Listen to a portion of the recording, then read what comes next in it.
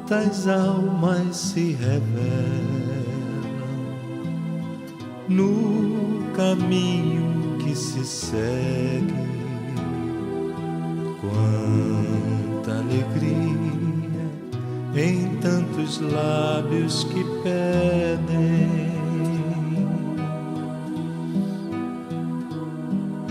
Quantas almas se revelam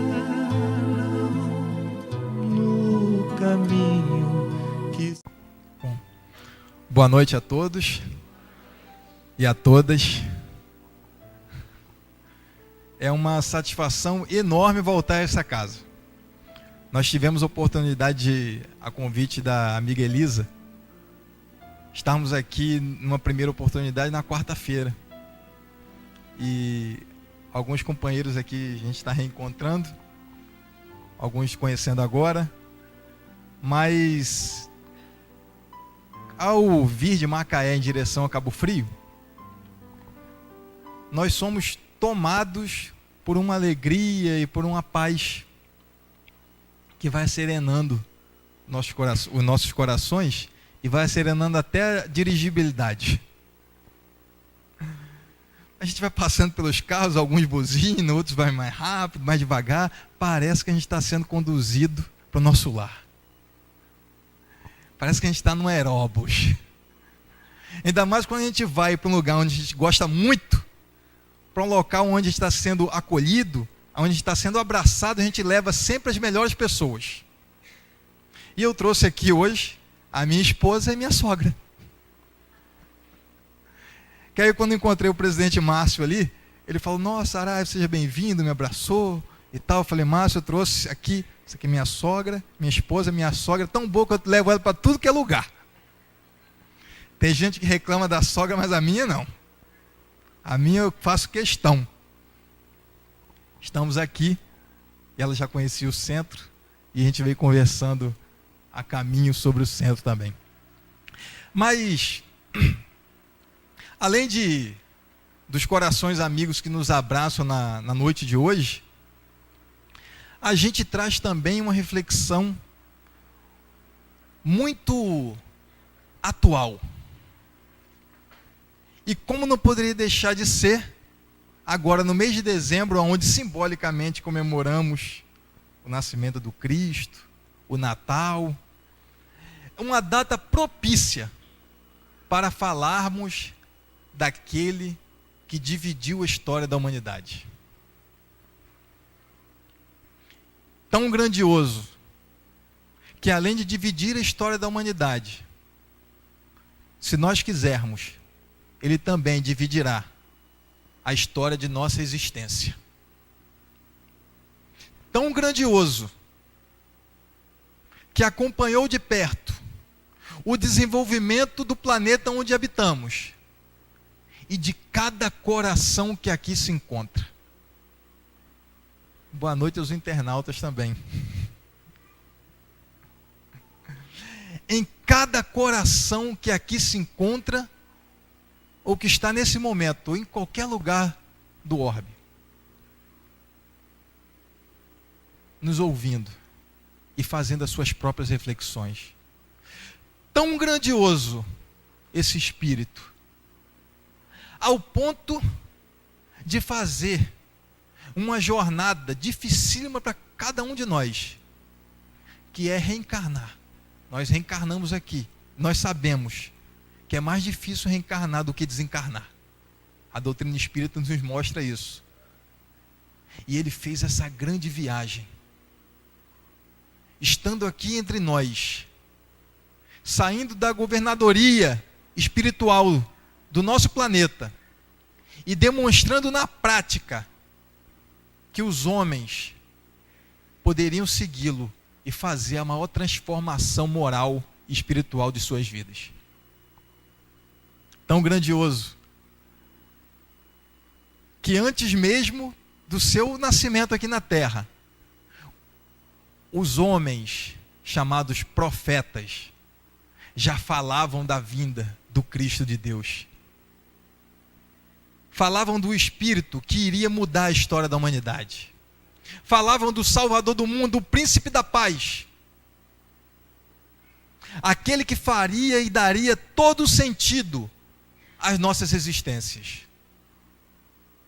Aquele que iria transformar e revolucionar as sociedades, não pela força bruta, mas pelo entendimento da paz e da serenidade. Com a sua vinda, com a sua chegada, foi implantado então o reino de Deus em nossas vidas. E nos diz Humberto de Campos, no livro Boa Nova, que antes de iniciar o seu trabalho junto aos corações de todos os tempos, Jesus sentou-se em uma pedra, em frente ao templo de Jerusalém, e observando o movimento das multidões, observando o movimento religioso daquela época, fez uma ressonância espiritual em cada coração que ali se encontrava. Compreendendo que tipo de vibração aquelas pessoas traziam e levavam até aquele templo. E conhecedor dos nossos corações, e médico das almas que o é, conseguiu elaborar, já trazia com ele, mas trouxe e aperfeiçoou cada vez mais o código perfeito para nossas vidas. E ali diante do Cristo estavam 3 fariseus, 3 juízes da lei, conversando entre eles. E um deles se destacou, olhou o Cristo e se encaminhou em direção a ele, chamado Hanã. Hanã olhou para o Cristo e, talvez envolvido pelo seu magnetismo, talvez envolvido pelo seu olhar sereno, diferenciado daquela época, perguntou: Galileu, o que fazes em Jerusalém? Jesus dá um sorriso, aquele sorriso de quem sabe o que vai fazer e a grandiosidade do trabalho que tem em implementar. Jesus sorri, vibra como nunca vibrou e responde: busco a implantação do reino de Deus. E aquele sacerdote espantado ainda pergunta: reino de Deus em tuas mãos? Acaso sabe o que é isso, Galileu? Desconsiderando toda a grandiosidade do mestre. Mas o mestre, olhando para o sacerdote, responde: sacerdote, o reino de Deus é obra divina no coração dos homens. Portanto, não estamos falando de obras materiais, não estamos falando de cimento, barro, nem mármore. Estamos falando de espírito, estamos falando de sentimento. E é por isso que a reflexão de hoje, não iremos caminhar pelas veredas da medicina humana, porque eu não sou médico e não estou preparado para falar disso aqui. Se aqui tiver algum médico, tiver algum enfermeiro, alguém dessa área, com certeza estará muito mais habilitado que eu para falar e refletir sobre essas veredas. Mas nós traremos aqui uma reflexão espiritual. Porque Jesus, antes mesmo do corpo, ele cuida da alma de cada um de nós.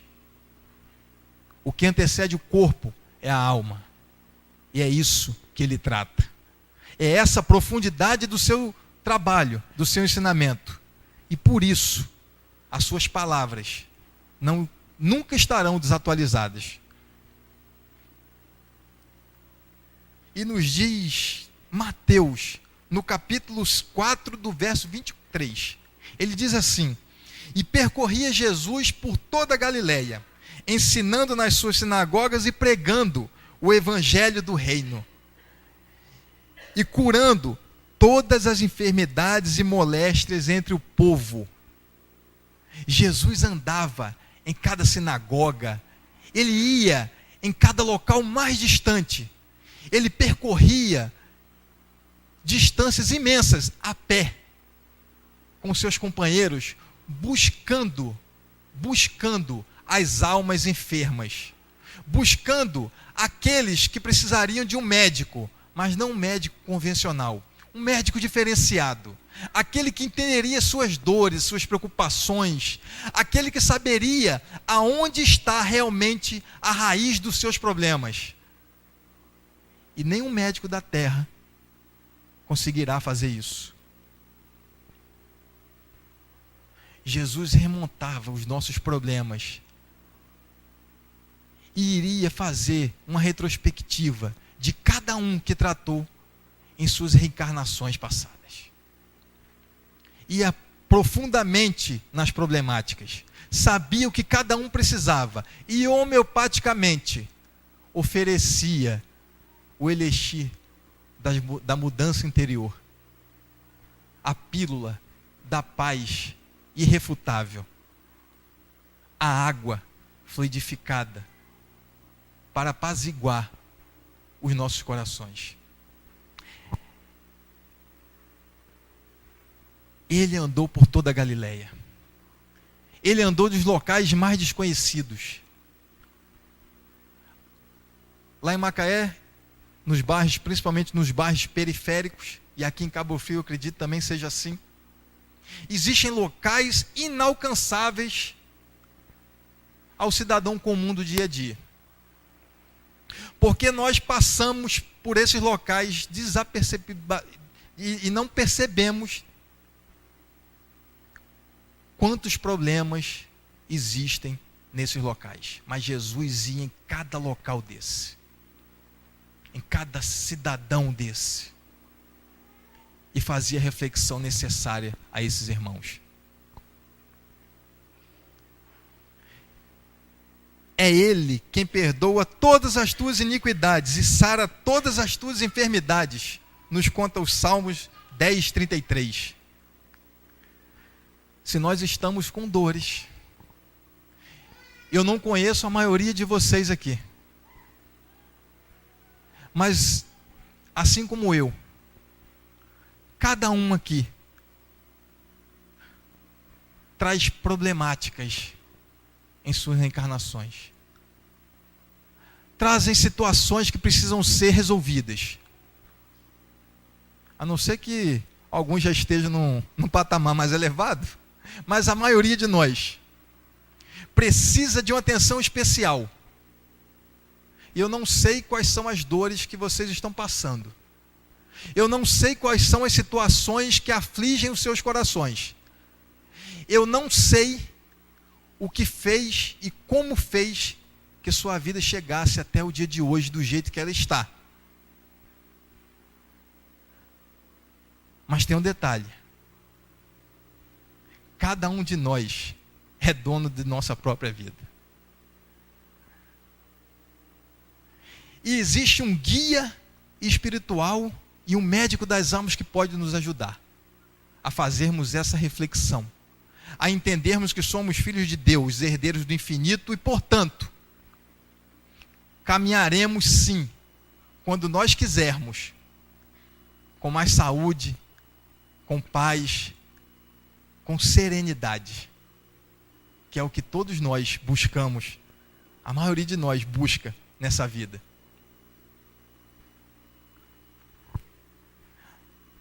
E como fazer isso? O Espiritismo nos dá uma dica importantíssima. No Evangelho segundo o Espiritismo, no capítulo 19, no item 12, os Espíritos falam sobre a fé divina e a fé humana, que é capaz de resolver muitos problemas de nossa existência. E eles começam assim: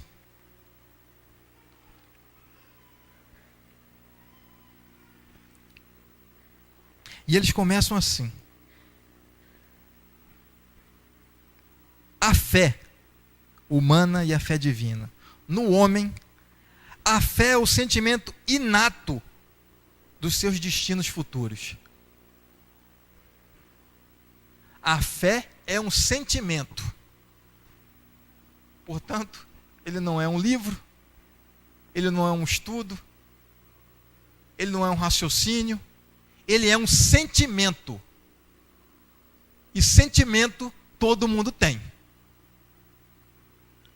E eu fui fazer essa reflexão, essa palestra uma vez em um outro local. Quando acabou a palestra, uma moça me chamou e falou assim: meu filho, eu queria falar um negócio com você. Eu falei: o que a senhora deseja? Esse negócio que você falou, que todo mundo tem sentimento, não tem não. Aí eu falei: nossa senhora, eu estou numa fria. Aí eu perguntei: por que a senhora está falando isso? O meu marido não tem sentimento. Eu falei: meu Deus, conselheiro agora eu. Por que o seu marido não tem sentimento? Meu filho, você sabe que ele chega em casa todo dia chateado e desconta tudo em cima de mim. Eu falei, eu pensando, e a novidade? Porque eu já vi essa história várias vezes. E você sabe que a minha filha chega e reclama o tempo todo de mim. E você sabe que o meu neto deve estar aprendendo com os dois, porque reclama de noite de mim. O que é que você acha disso? Eu falei: misericórdia. Ela perguntou isso para mim, o que é que eu acho? Eu falei: doida para ela só contar a história e a gente ir embora. Eu falei: meu Deus, me ajuda. Eu falei: olha, existe um ditado popular que diz que cada um tem a família que merece. Aí ela ficou branca, olhou para mim, regalou um olho. Eu falei: mas calma, o Espiritismo vem abrandar isso tudo. Porque diz que cada um tem a família que precisa, que é uma grande diferença. Porque merecer, a família que às vezes a gente tem, é complicado pensar assim, né? Tem gente, então, essa senhora, tadinha, chorou, falou, conversou, mas depois ela saiu entendendo: ah, é essa que eu preciso, é essa que você precisa. É esse sentimento de fé que muitas vezes envolve a todos nós, que nos faz encarar a família humana como possibilidades necessárias para o nosso aprimoramento. E é preciso ter muita fé de que isso vai dar certo. É preciso ter uma fé inabalável, que às vezes no berço familiar nós temos aqueles conflitos, aqueles problemas do dia a dia, cotidiano, e às vezes a gente fraqueja e fala: Deus, mas eu sou espírita, eu vou no centro espírita, eu vou na reunião mediúnica, eu vou no trabalho social, é possível um marido desse? Ou uma esposa dessa? Mas é necessário. E a fé é o sentimento inato. Eu conversei com aquela senhora, é inato, até mesmo o seu marido, minha senhora, que chega em casa tão angustiado, ele também tem sentimento, porque se não tivesse, ele não iria desaguar ao seu coração tantos amargores do seu dia a dia, e ele precisava de alguém para ouvir tudo aquilo que ele tem a desabafar. Porque imagina, tudo isso preso dentro dele, tudo isso angustiando o seu coração, tudo isso enclausurando os seus pensamentos. Aonde ele chegaria com isso? Viveria amargurado? Ela falou: é, né? Tempos depois, nós encontramos com essa senhora. Ela falou: senhor, esse menino, vem cá, não é que deu certo? Eu falei: o que deu certo? Ele fala, eu escuto, acabou tudo. É só no revidar eu aprendi isso. Obrigado. Falei: não, não fui eu que sempre, senhora, não. Isso é conselho de Jesus. Não tem nada a ver comigo. Porque às vezes eu faço igual ao seu marido. Está aqui a minha esposa para não deixar eu mentir. Então, quando eu vou no futebol que o meu time perde, tadinha dela, mas é preciso ter muita fé. E a fé, se ele é o sentimento inato dos destinos do futuro, é a consciência de que ele tem no homem a fé é o sentimento inato de seus destinos futuros. É a consciência que ele tem das faculdades imensas depositadas em germe em seu íntimo, a princípio em um estágio latente, e o que lhe incumpre fazer é desabrochar e fazer crescer a ação através da vontade. O Espírito fala que é através da vontade Então não é através do querer de alguém, da imposição de mãos de outras pessoas, é através da vontade íntima de cada um. Vós sois deuses, nos recomendou e nos falou Jesus, podeis fazer o que eu faço e muito mais. Esse é o ponto, a vontade de querer fazer. E todos aqui temos vontades. Ora, as pessoas que escolhem uma profissão a seguir e se exercitam dia após dia nos seus estudos, dias e após dias estudando, noite adentro, para fazer um concurso, para trabalhar, para estudar, e é preciso ter muita fé de que nós vamos conseguir.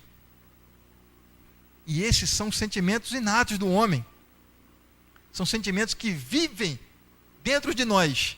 Só é preciso, cada um aqui, fazer a sua reflexão e saber aonde está esse querer. Em alguns aqui já desabrochou, tenho certeza. Em outros ainda, uma pequena semente. Mas em verdade, todos nós iremos colher muitos frutos dessa semente. E continua o Espírito protetor. Paris, 1863.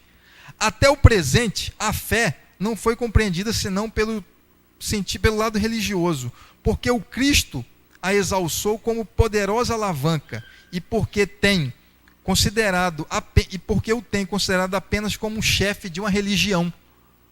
Ele está dizendo que a gente só conseguiu enxergar Jesus como chefe de uma religião.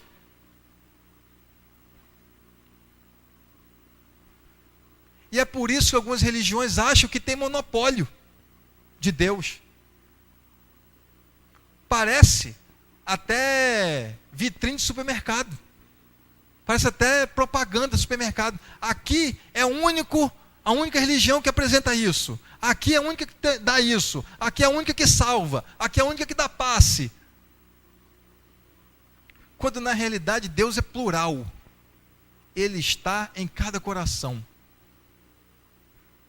E graças a Deus, Kardec deixou isso muito claro no livro dos Médiuns, quando diz que os espíritas não fazem proselitismo. Nós não precisamos fazer essa propaganda na rua, trazendo, dizendo, enaltecendo aquelas coisas que acontecem portas adentro do coração. Porque a maior propaganda do Evangelho do Cristo é a nossa transformação moral.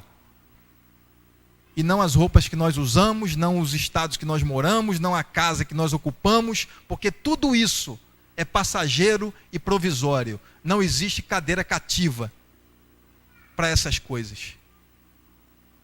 Tudo que está portas adentro do coração, isso então é inalterado, é aperfeiçoado a cada dia. E ele vai mais à frente e fala assim: ora, a fé é humana ou divina, conforme o homem aplica suas faculdades, a satisfação das necessidades terrenas, ou das suas aspirações celestiais e futuras. O homem de gênio que se lança à realização de algum grande empreendimento triunfa sem ter fé, porque sente que em si que pode e há de chegar ao fim colimado, certeza que lhe faculta imensa força. Repito, a fé é humana e divina. Se todos os encarnados se achassem bem persuadidos da força que em si trazem, e que se quisessem pôr a vontade a serviço dessa força, seriam capazes de realizar o que até hoje eles chamam de prodígios, que no entanto não passa de um desenvolvimento das faculdades humanas. Esses milagres, os prodígios, não passa das faculdades humanas. Mas nós ainda não temos equipamento necessário para medir tudo aquilo que o Cristo fez e tudo aquilo que ele nos ensinou.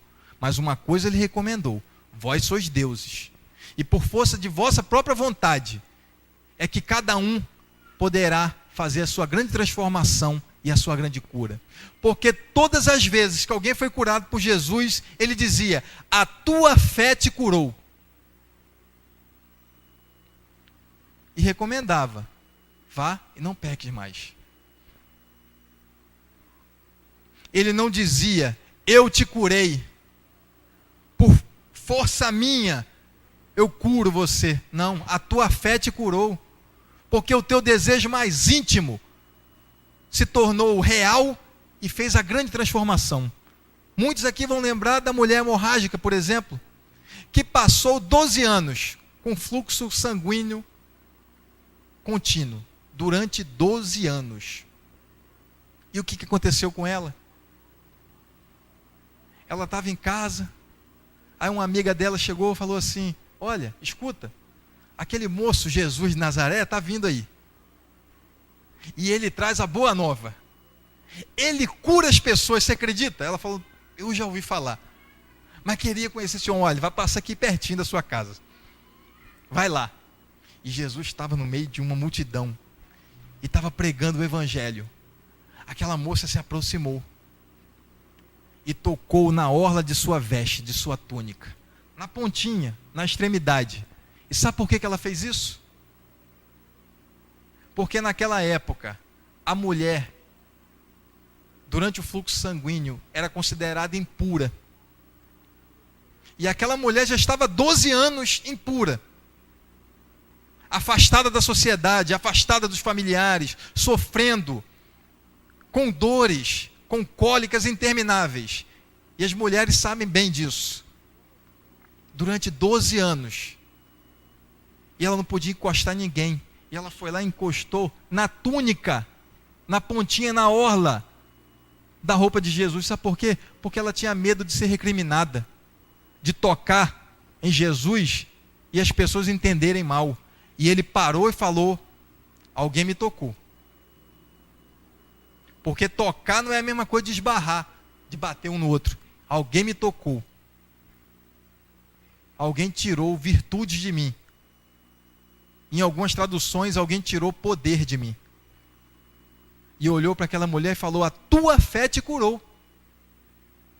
Certa vez eu estava lá na casa onde a gente frequenta, e tinha acabado a reunião e a gente entrou no momento de passe. Aí veio uma senhora, chegou para mim com uma blusa na mão. Esse menino, vem cá, por favor. Era a outra. Falou: ó, o meu marido está quase desencarnando. Eu ouvi dizer que aqui não é negócio de espiritismo aqui, né? Eu falei: é.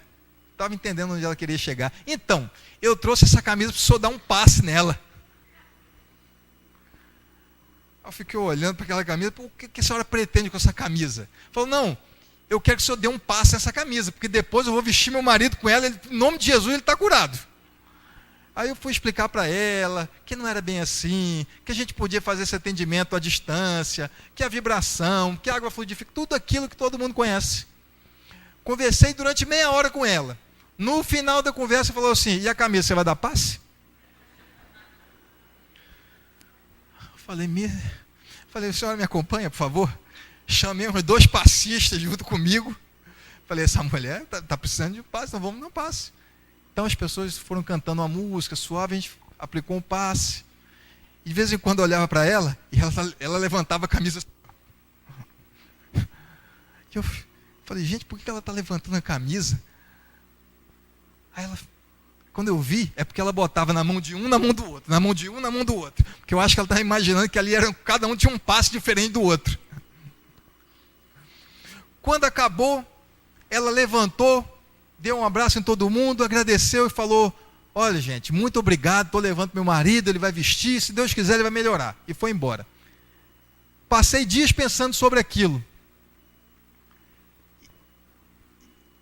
E pensei o seguinte: quem de nós tem condição de medir a fé que aquela mulher depositou naquela camisa?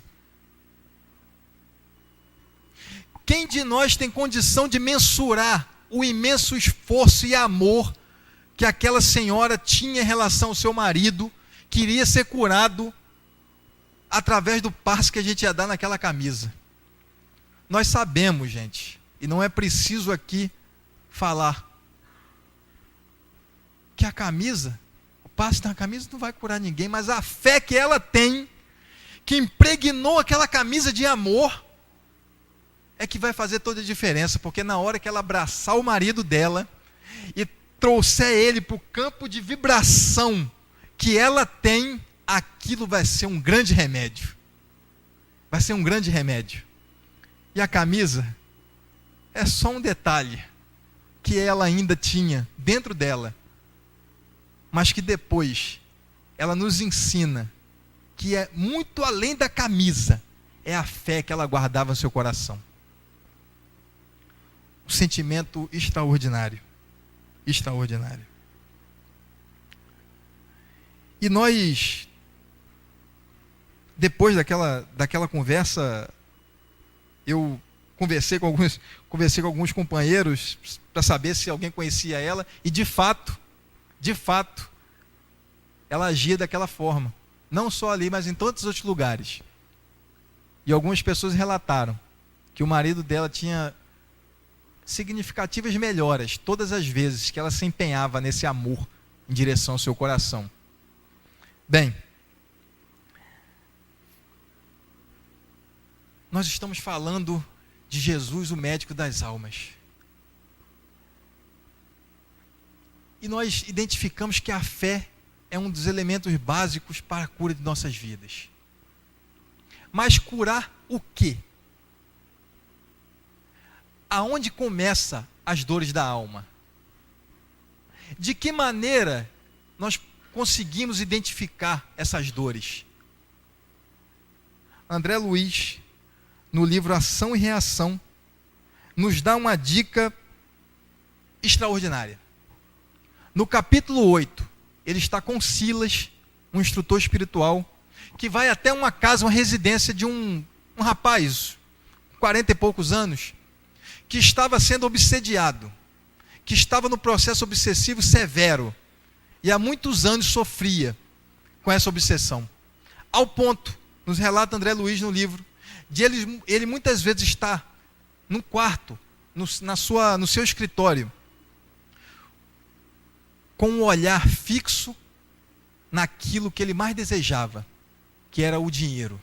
Ele tinha pilhas de dinheiro no seu escritório e ficava olhando o dinheiro. André Luiz chega até essa casa do companheiro Luiz, que recebera uma fortuna como herança do pai. Mas o pai só fez essa fortuna porque matou seus 2 irmãos.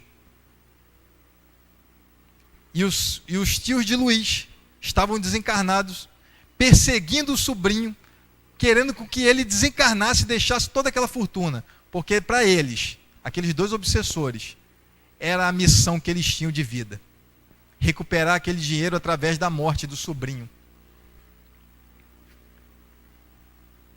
Leonel é o nome do obsessor. E ele, quando vai conversar com André Luiz e com Silas, ele relata a seguinte explicação a respeito da obsessão. Todos possuímos, além de desejos imediatistas comuns, em qualquer fase da vida, um desejo central, ou tema básico. Ele está dizendo o seguinte, que cada um de nós tem desejos imediatistas, cotidianos, do dia a dia.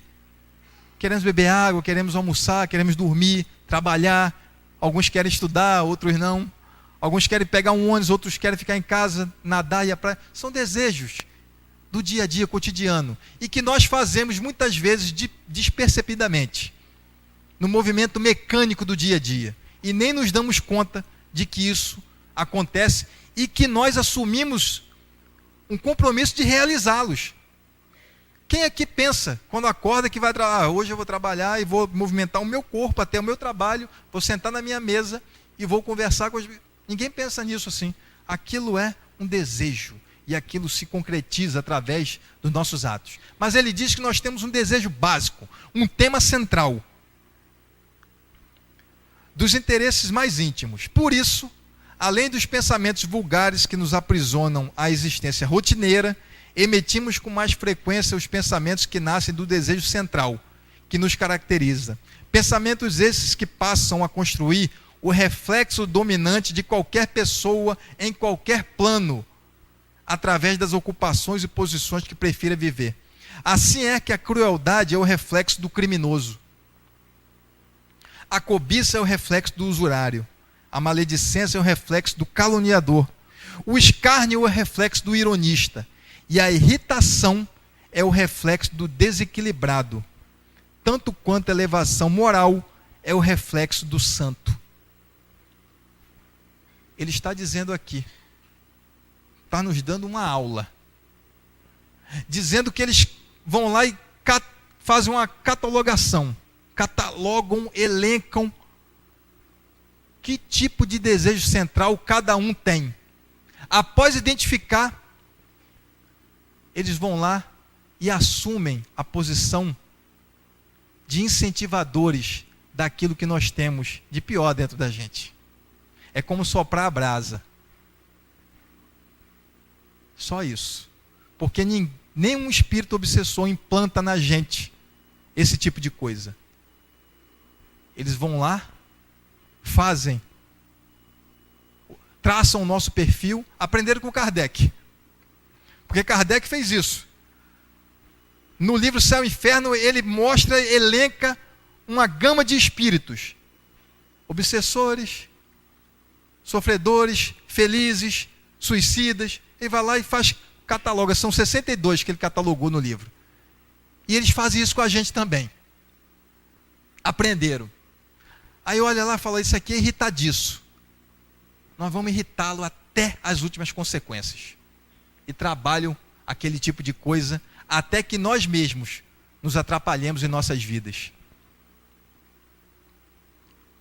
Eu lembro de um companheiro, um obsessor nosso que caminha com a gente há algum tempo, já é até íntimo, amigo.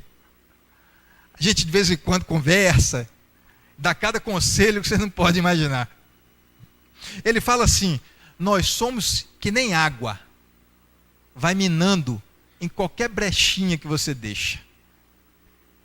E a água entra aonde não tem local ocupado. E onde tem a flechinha a gente entra e depois é com a gente. E vai criando dentro de nós as intemperanças, as dificuldades, fazendo com que o nosso psiquismo vá pouco a pouco se tornando mais frágil, adoecendo. Porque a doença começa na alma. A doença começa na alma. Nos diz André Luiz que a gente manda uma tensão, exerce uma tensão maior do que necessária, então o nosso espírito, não aguentando aquela tensão, transfere para o perispírito, o perispírito transfere para o corpo, o que o corpo faz? Adoece. E tudo isso começa na alma. Tudo isso tem uma origem, as nossas próprias dificuldades. E começa com a dorzinha de cabeça, gente. Daqui a pouco está com a dor enorme que ninguém sabe de onde vem. Jesus, quando chegava perto de cada um, sabia qual era o tema central da vida de cada um. Sabia qual era a dificuldade central daqueles espíritos que precisavam ser curados. E ele sabia exatamente qual era o remédio necessário para aqueles espíritos. A mulher hemorrágica, Pedro, Maria de Magdala, Bartolomeu, tantos outros companheiros que foram curados através da força magnética que emanava daquele coração imenso. Mas Jesus não é o médico das almas por acaso. No Evangelho segundo o Espiritismo, ainda no Evangelho segundo o Espiritismo,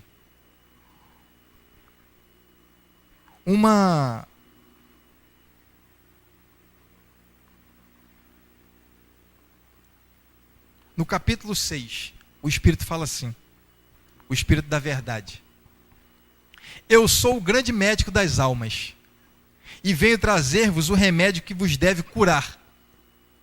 Os débeis, os sofredores, os enfermos são os meus filhos prediletos,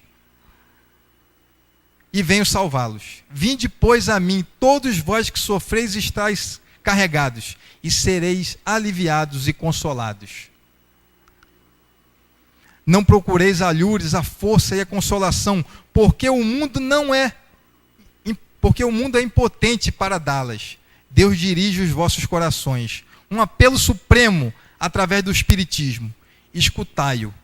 Que a impiedade, a mentira, o erro e a incredulidade sejam extirpadas das vossas almas doloridas. São esses monstros que sugam o mais puro do vosso sangue e vos produzem chagas sempre mortais. Olha a dica que o Espírito da Verdade falou aqui. Nós adoecemos porque os monstros que sugam o mais puro do vosso sangue produzem chagas que quase sempre são mortais. Quais são? A impiedade, a mentira, o erro, a incredulidade, a raiva, o ódio, o rancor, a mágoa. Uma vez eu, ouvindo um palestrante falar sobre a raiva e o rancor,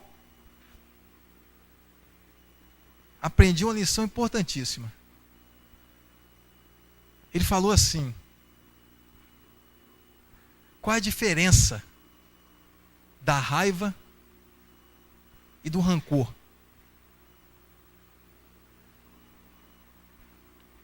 A raiva é como se fosse quando a gente põe no fogo, a gente põe o álcool para pegar fogo na brasa. Na hora que você joga o fósforo, ela explode. Aquilo é a raiva. Aquilo é a raiva, ela explode. Faz aquela primeira combustão. Mas depois, o rancor é a brasa que fica queimando. E muitas vezes nós engolimos essa brasa e transferimos ela para o nosso corpo espiritual. São as doenças psicossomáticas que iniciam num pensamento, muitas vezes baseado no tema central de nossa vida, nos pensamentos centrais que nos fazem viver muitas vezes mecanicamente. E eu me pergunto durante muito tempo, continuo me perguntando, qual o tema central de minha vida? Ela está me atrapalhando? O que é que eu busco para a minha vida? Está me ajudando?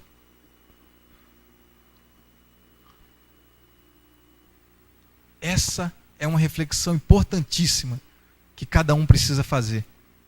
Porque cada um vai dar conta da sua administração.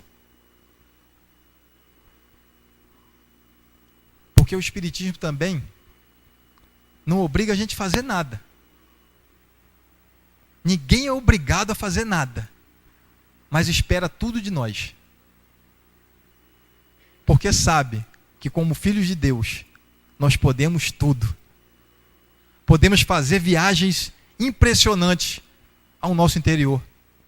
Porque se nós estamos desequilibrados, se nós muitas vezes estamos com o psiquismo desorientado, é porque, nos diz Hahnemann, que só existe uma doença. Ele chamou de psora primária.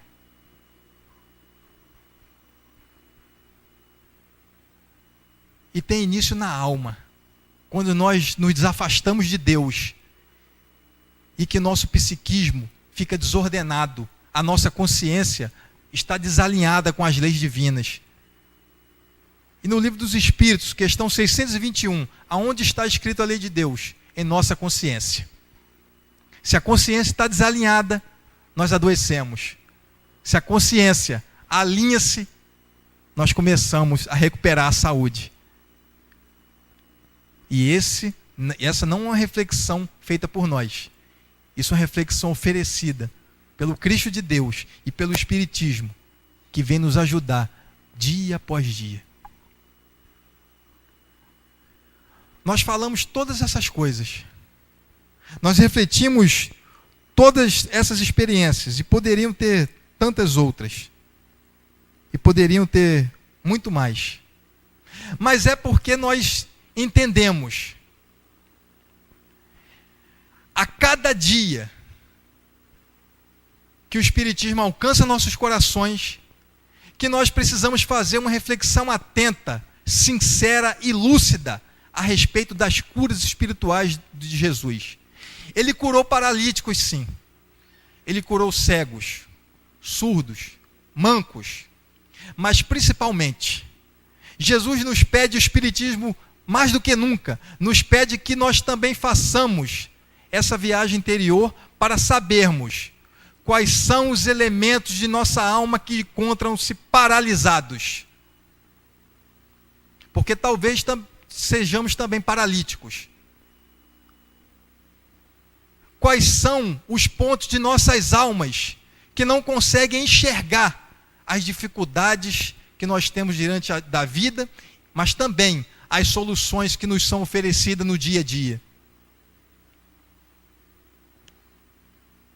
O Evangelho do Cristo nos dá a oportunidade de realçarmos dentro de cada um de nós a possibilidade de mudança, de rumo, de realinharmos consciências, de entendermos que a vida é muito mais do que acordarmos e irmos trabalhar e irmos para nossos afazeres diários. E nos diz que a vida é muito mais do que dedicarmos poucas horas por dia à reflexão do Cristo e toda a gama de formação que nos apresenta o Espiritismo. É muito mais do que fazermos 1 hora, meia hora, 15 minutos de culto no lar em casa, que é muito importante, mas é muito mais do que isso. Isso é o início. O objetivo é a transformação moral de cada um. É muito mais do que assumirmos compromissos com nossos familiares, em nosso trabalho profissional, em nosso dia a dia. É muito mais do que isso. É assumirmos o controle da nossa vida, da nossa existência. É assumirmos que nós podemos ser muito mais do que nós podemos imaginar. É assumirmos o compromisso de sermos aquela pessoa que nós gostaríamos de ser. Porque eu já tenho consciência que eu não sou ainda o Saraiva que eu gostaria de ser, mas estou em vias de concluir. O tempo pertence a cada um de nós. A maneira, cada um vai fazer a sua. O guia é o Cristo. Os ensinos, o Espiritismo. O remédio, a compreensão, a tolerância, a lucidez, a calma, a fé. Os enfermeiros, nossos amigos, nossos familiares vão nos ajudar sempre que nós pedirmos. E o grande médico das almas jamais negou ajuda a nenhum de suas ovelhas, porque sempre reconheceu em nós possibilidades infinitas de fazê-los.